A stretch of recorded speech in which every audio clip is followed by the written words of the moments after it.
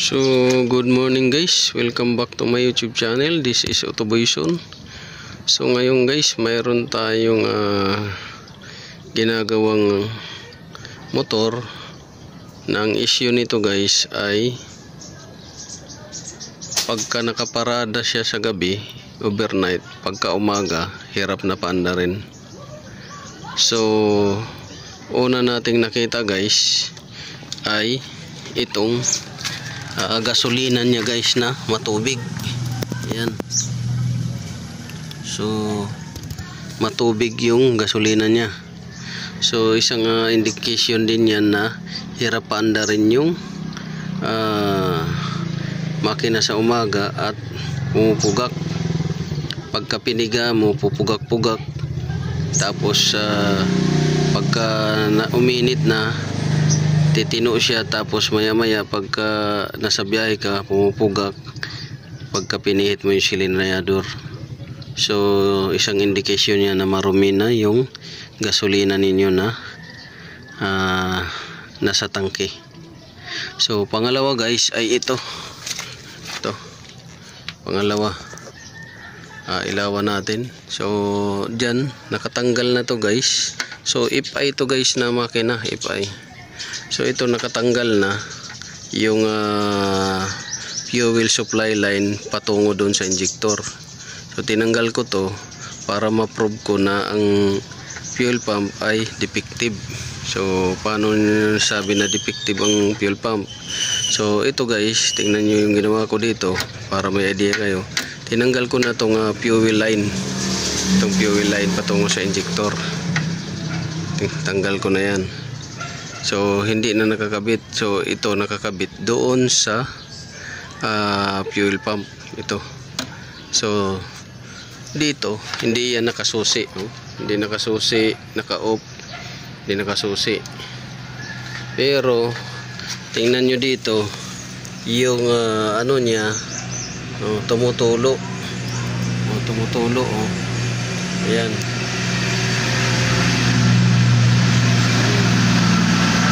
Tulog guys yung gasolina. Naka-off yung susi, walang hindi natin pinagana yung pump, pero tuloy-tuloy pa rin yung ano niya. Ayan, tuloy-tuloy yung agos ng gasolina. So indication yan guys na may problema sa fuel pump ninyo. Ayan o.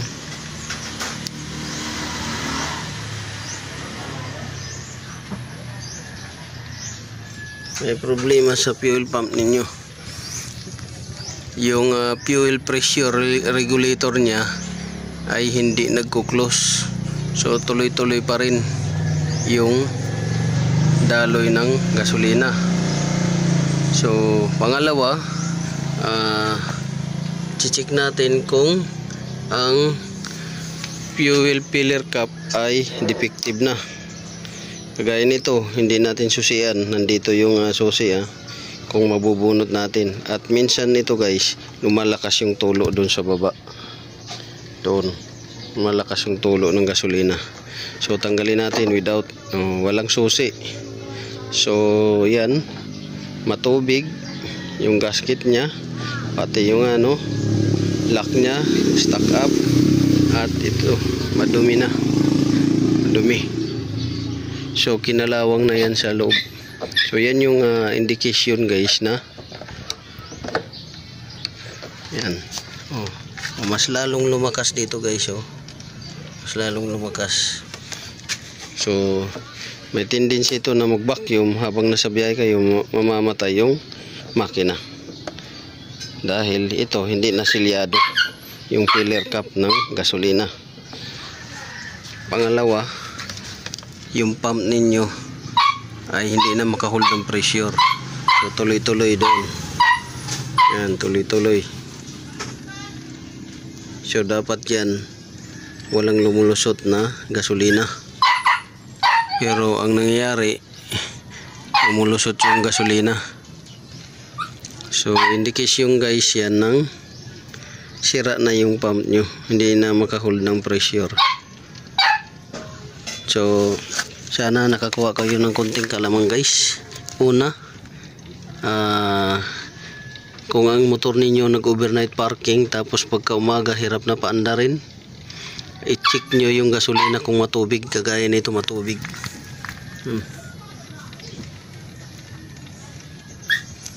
Matubig na madumi pa. Pangalawa, check nyo kung yung fuel pump ninyo sa mga naka-FI ay hindi sira na tuloy-tuloy yung agos. Ayun, tuloy-tuloy yung agos. Yun. So hindi na siya maka-build up ng pressure nito. Ang tendency nito, mahina yung bomba. Mahina yung bomba.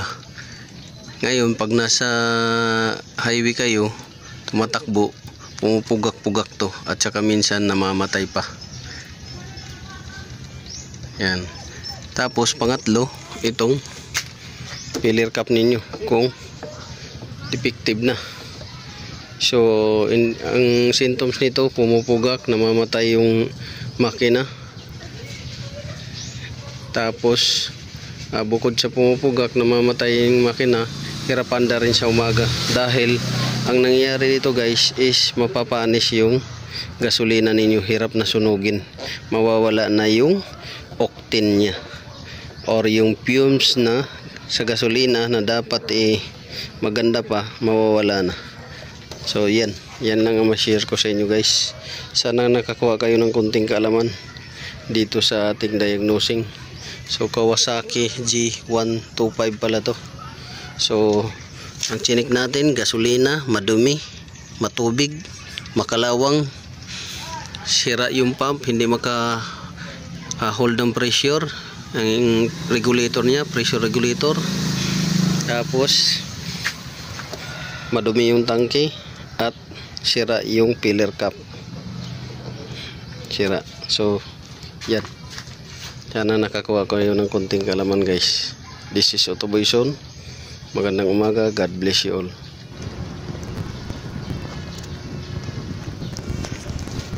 So dito guys, meron tayong gagawin din isang makina. Magre-rebuild tayo nitong makina na to. Dahil butas, i-weldingin natin. So dito guys, tatanggalin natin yung tangke. At tatanggalin natin sa tangke yung fuel pump. Para makita ninyo yung kondisyon. So positive ako dito guys, sobrang dumi yung tangke nito. So ang sabi ni customer ay nilinis na daw yung mga TPS, iyak valve, injector, pero yun nga, hindi pa rin siya tumino. So dito ang ginawa nating combination, electrical, electronic signal at saka fuel system ang chinik natin. So nag-una tayo sa electrical at na-prove natin na yung iba may corrosion. So nilubricate natin at nilinis. Tapos doon naman tayo sa electronic signal sa computer niya, may corrosion din, nilinis natin. Pero pagdating natin sa fuel system ay nakita natin na matubig, madumi ang gasolina. So positive tayo dito guys na yung tangke ay sobrang dumi, may kalawang na at may mga putik-putik pa to sigurado. So yun yung anuhin natin sa inyo guys, si-share. So sundan nyo lang guys yung video hanggang sa dulo at para makita ninyo yung. At dito nga guys, tatanggalin na natin yung fuel pump o fuel pump motor sa kanyang casing.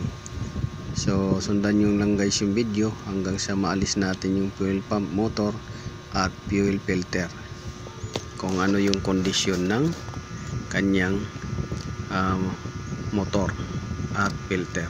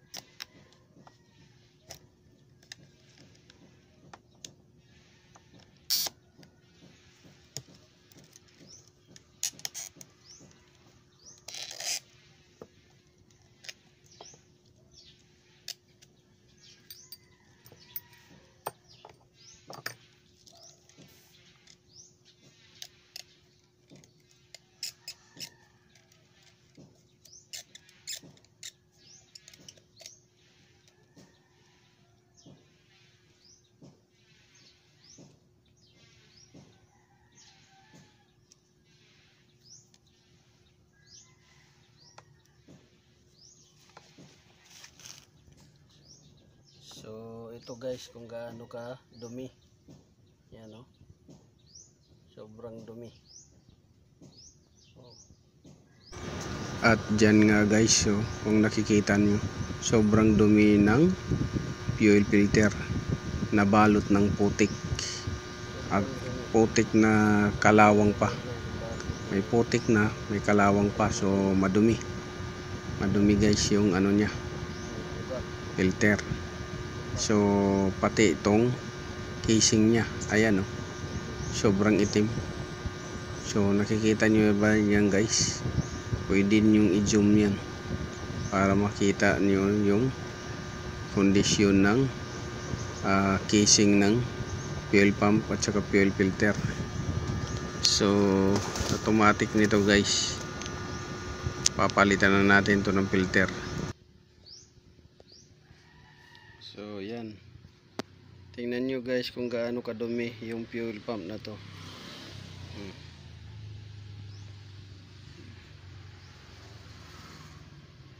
Yan.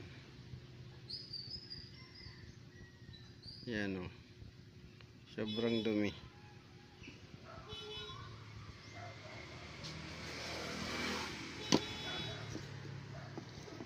Pati ito. Filter niya o.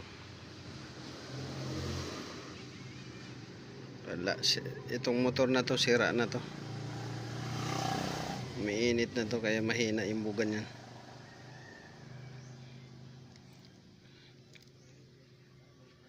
Yan.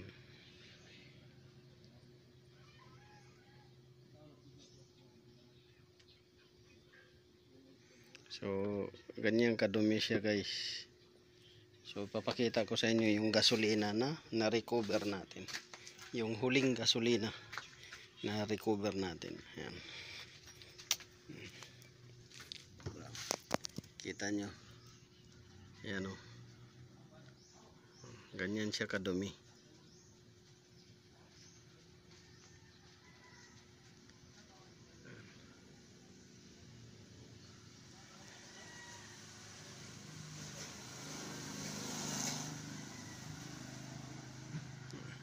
Kaya ang resulta ganito, madumi. So pati yung terminal niya kinalawang na at parang uminit yung wire. Tapos ito yung pump niya, balot na ng ano, kaya mahina na yung buga nito dahil malamang ang resistance nito ay mahina na or else mataas na. Ayan.